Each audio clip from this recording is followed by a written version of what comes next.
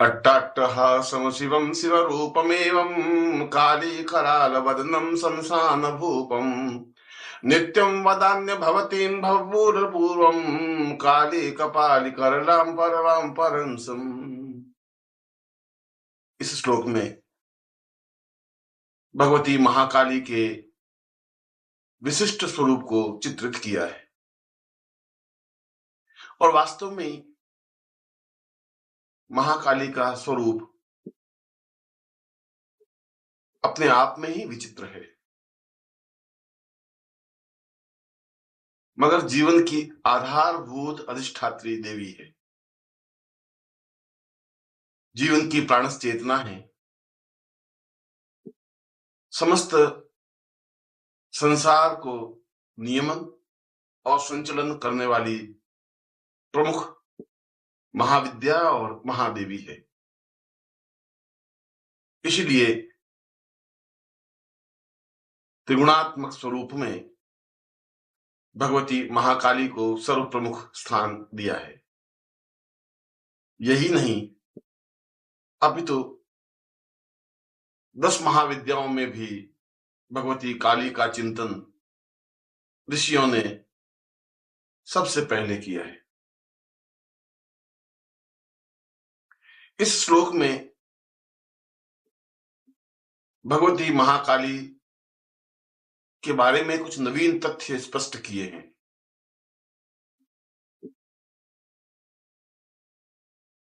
भगवती काली अपने आप में शिवा है, शिव की आधारभूत रूपा है। शिव जो कल्याण करने वाले हैं, शिव जो जीवन में प्रेम आनंद प्रदान करने वाले हैं, शिव जो समस्त संसार को खुशी, कल्याण, मंगल और पूर्णता देने वाले हैं, उनकी आधारभूत शक्ति महाकाली है। इसका तात्पर्य यह हुआ कि व्यक्ति जीवन में तब तक आनंद और पूर्णता अनुभव कर ही नहीं सकता जब तक कि वह शक्तिमान न हो। इसीलिए शिव और शक्ति का अपने आप में संबंध है। यदि आप शिवमय बनना चाहते हैं, कल्याणमय बनना चाहते हैं, जीवन में पूर्ण शांति और सुख प्राप्त करना चाहते हैं, आनंद और सुख को प्रवहमान करना चाहते हैं, तो यह आवश्यक है कि आपके पास शक्ति हो, आप में शक्ति का आराध्य और आराध्य रूप हो। जो जीवन में महाकाली की साधना नहीं करता,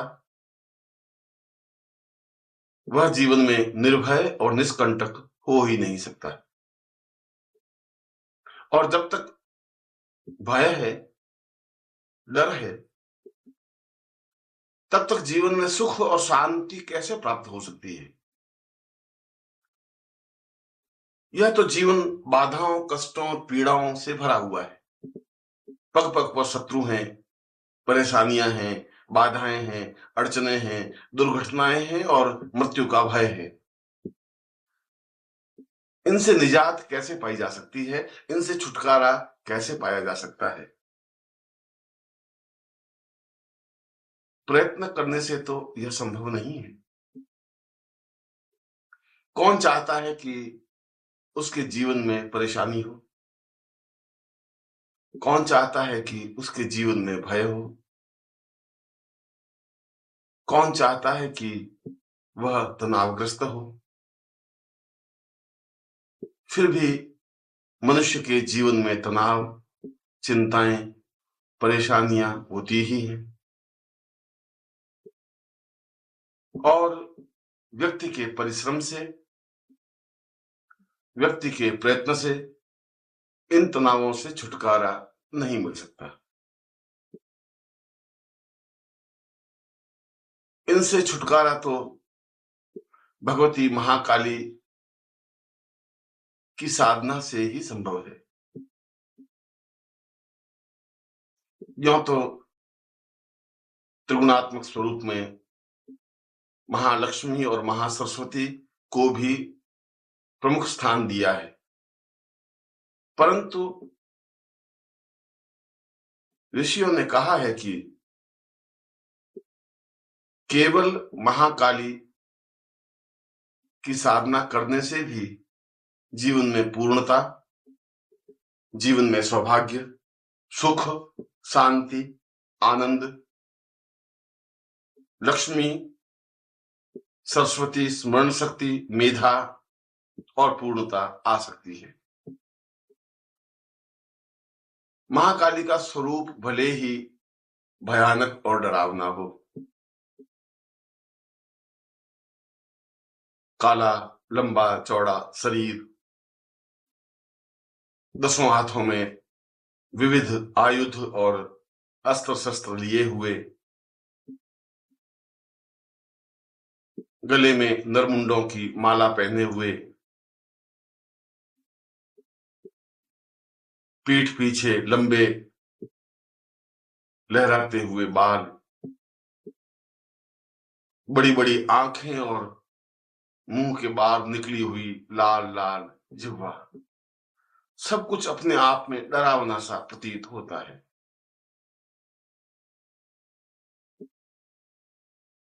और लोग ऐसा सोचते हैं कि इस डरावने स्वरूप की साधना सामान्य साधक के बस की बात नहीं है। ऐसी बात नहीं है। यह डरावना स्वरूप साधक के लिए नहीं है, यह तो शत्रुओं के लिए है, क्योंकि महाकाली शत्रुओं पर वज्र की तरह प्रहार करती है, शत्रुओं को समाप्त कर देती है, विदीर्ण कर देती है, हताश और निराश कर देती है। फिर वे चाहे शत्रु मनुष्य हो, चाहे पितर हो, चाहे देवता हो, और चाहे यक्ष, किन्नर या किसी भी योनि के हो।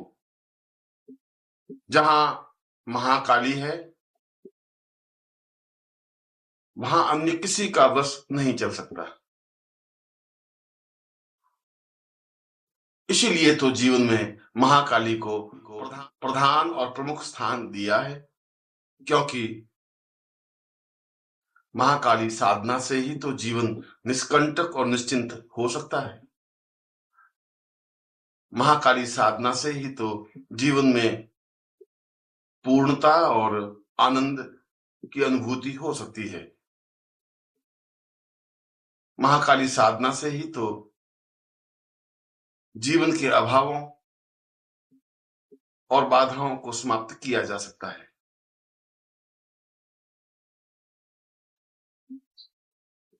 और जीवन में शत्रु केवल देवता, पितर या मनुष्य ही नहीं होते, रोग भी प्रबल शत्रु है। वह रोग चाहे स्वयं को हो, परिवार के अन्य सदस्य को हो, या समाज के किसी वर्ग को हो, रोग को भी तो शत्रु कहा गया है। और इस शत्रु की समाप्ति,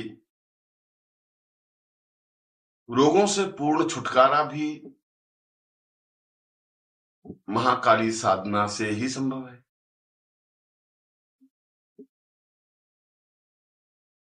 रोगान शेषा, काली का नाम लेते ही रोग पीछे नहीं रहते, रोगों का अवशेष रहता ही नहीं, उनका अस्तित्व समाप्त हो जाता है।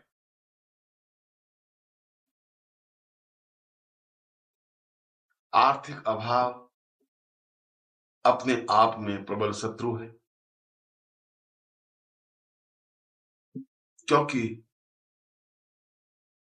आदमी अपने जीवन में सब कुछ झेल सकता है, आर्थिक परेशानियों को नहीं झेल सकता। वह पग पग पर आदमी को कुचल देता है, मानसिक रूप से व्यथित कर देता है, उसे हताश और निराश बना देता है।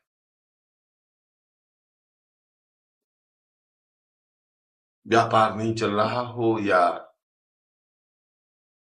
ऋण हो गया हो, बार बार कर्ज मांगने वालों का तगादा आ रहा हो, घर में अभाव इतना हो कि जीवन संचालन भी सही ढंग से नहीं हो रहा हो, तब भी इस प्रबल शत्रु से छुटकारा पाने का एकमात्र उपाय महाकाली साधना ही है। और जो साधक महाकाली साधना संपन्न कर लेता है, वह निश्चय ही दरिद्रता से छुटकारा पा सकता है। जो महाकाली साधना कर लेता है,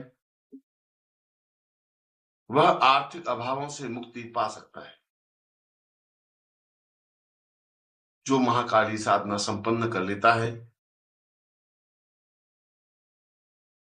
वो ऋण से, कर्ज से, न्यूनताओं से, अभावों और बाधाओं से छुटकारा पा सकता है।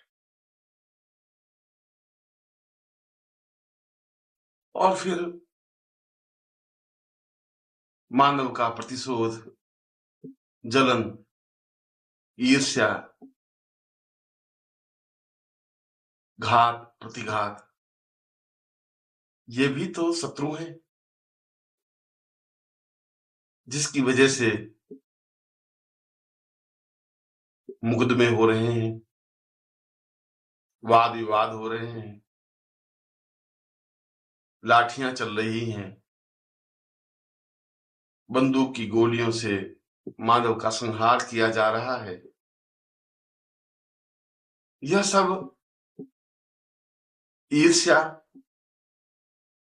असुरक्षा और न्यूनता का परिचायक तो है ही। इस असुरक्षा और